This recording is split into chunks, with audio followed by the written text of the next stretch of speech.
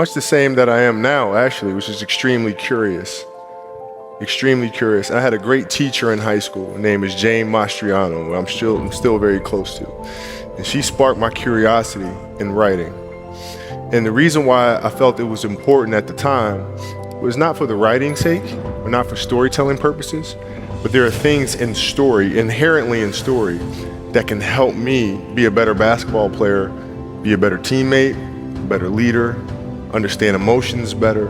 So that's why I got into it, into storytelling actually. So it's just insanely curious, man. And trivial things weren't gonna pull my attention. It had to be things weren't gonna pull my attention. It had to be things that I had a purpose. I wanted to be one of the best basketball players to ever play. And anything else that was outside of that lane, I didn't have time for. The love of the game. The love of the game, the challenge. Like I would watch Magic play, I'd watch Michael play, and I would see them do these unbelievable things, and I'd say, can I get to that level? I don't know, but let's find out. Let's find out. And so that curiosity to see where I could push this thing led me down that path, I think. Basketball for me was the most important thing.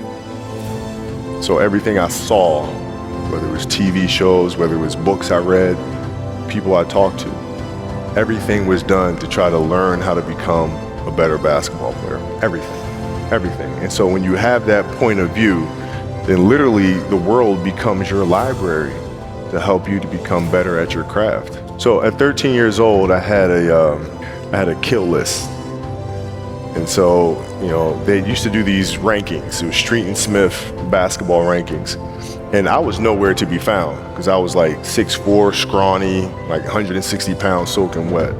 So I was like 57 on the list. And so I would look at 56, 55, all the way up to number 1, who these players are, what club teams they played for. So when we go on an AAU travel circuit, I got to hunt them down, right? And so that became my mission in high school, is to check off every other person, all those 56 other names, hunt them down and knock them down.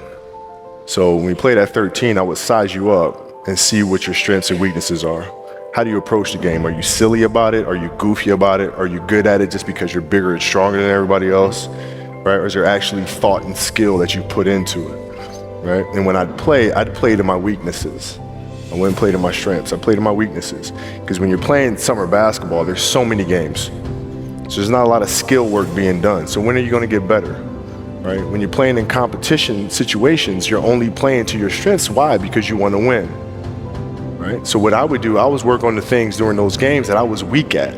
Left hand, pull-up jump shot, post game, right? So I have a strategy. And so then fast forward to when I'm 17, and my game is completely well-rounded, and that player at 13 that I saw at 13 is still doing the same shit at 17, now you got a problem. That's right.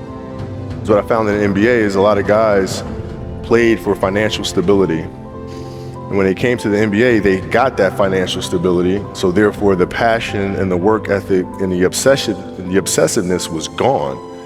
So I'm looking at that, I'm like, oh my God, it's gonna be like taking candy from a baby. No wonder Mike wins all these fucking championships. And then you had the players that had that passion, but weren't willing to commit their entire lives to doing that, right? It's a choice, right? You have other things, you have family, you have all these other things that you have to do. The game can't really be your number one priority.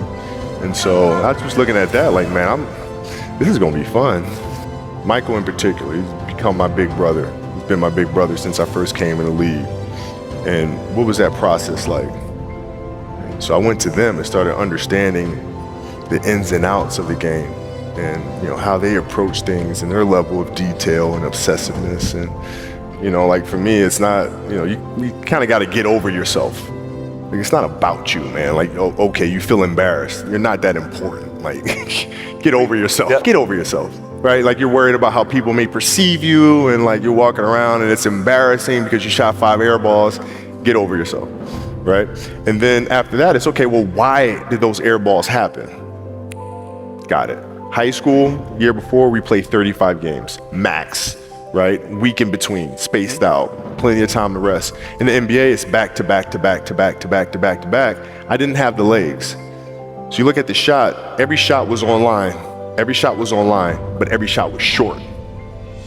Right? I got to get stronger. I got to train differently. The weight training program that I'm doing, I got to tailor it for an 82-game season so that when the playoffs come around, my legs are stronger and that ball gets there.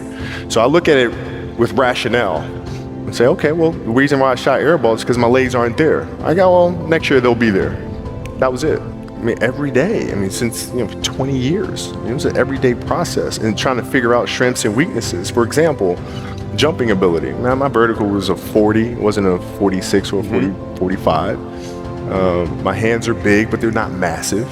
Right? So you got to figure out ways to strengthen them so your hands are strong enough to be able to palm a ball and do the things that you need to do. Quickness, I was quick, but not insanely quick. I was fast, but not ridiculously fast. Right? So I had to rely on skill a lot more. I had to rely on angles a lot more. I had to study the game a lot more. And but I enjoyed it though. So like from the time I can remember when I started watching the game, I studied the game and it just never changed.